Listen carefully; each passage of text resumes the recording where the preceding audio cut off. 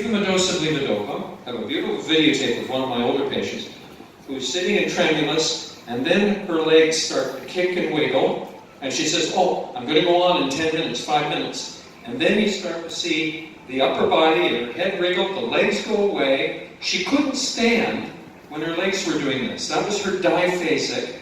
But then when she went on with her peak dose, she could stand and walk. And so it wasn't enough just to treat one of those. You had to know that she was going through both. If it's an off-period dystonia, it's most often in the foot. Not always, but if you have a foot that goes into a painful cramp or spasm, that's usually an off-period, a low kind of dyskinesia. Levodopa, and then he examined them, the same patient, over years to see what happened to their response. And what he found was that very quickly the therapeutic window was lost, but the peak dose dyskinesias were very mild, and often the patient didn't even know they had them. Whereas later, what was different was the severity of the dyskinesias became more obvious and noticeable. Now, is the clinical response. So you see, the blue goes up, the patient responds, but then wears off as the plasma level falls. So number one is wearing off or end of dose deterioration. The patient has taken 5 doses of drug throughout the day. So the blue is the up and down. So you see here, this patient experiences 4 episodes of what we call wearing off or end of dose akinesia. But in addition, there are a couple of other responses that you see. Number 2 is the patient took the dose here, and there was the green here. The patient took the dose, and what happens is a long latency to when the patient finally goes on. So sometimes you take the drug and it takes 15 minutes to work.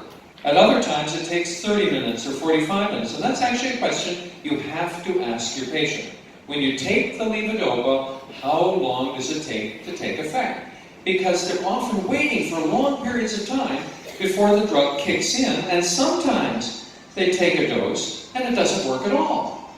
So they have what's called dose failures. And it's sitting in their stomach. Why did the patient have a dose failure or a long duration time to benefit? It's because the drug isn't getting to where it needs to be. It's not dissolving and not being absorbed. So it's logical that there are ways around this. If you have a patient that says, "I have dose failures," or "I wait a long time," tell them to crush the tablet. Tell them to take it with a carbonated beverage, with 7-Up or soda, and that gets it out of the stomach and into the small intestine. Levodopa is absorbed in your small intestine. So this is a simple peripheral reason for patients to fail levodopa or have problems with levodopa. Now there are many, as I've mentioned, non-motor features of Parkinson's, and what I've done here, we divide them under autonomic, gastrointestinal, sensory, and I have one more slide.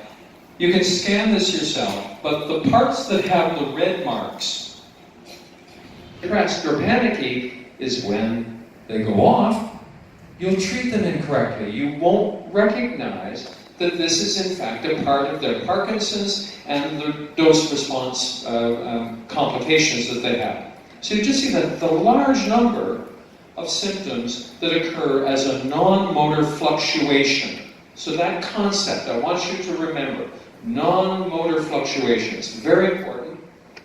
They especially just scan this. You don't need to know all the details, but there are drug companies now trying to develop better ways of giving levodopa, and for rescue therapy, inhaled levodopa will be available in North America within the next year. So you're going to see this in your market eventually. So you need, but there are many different approaches. We can block monoamine oxidase B.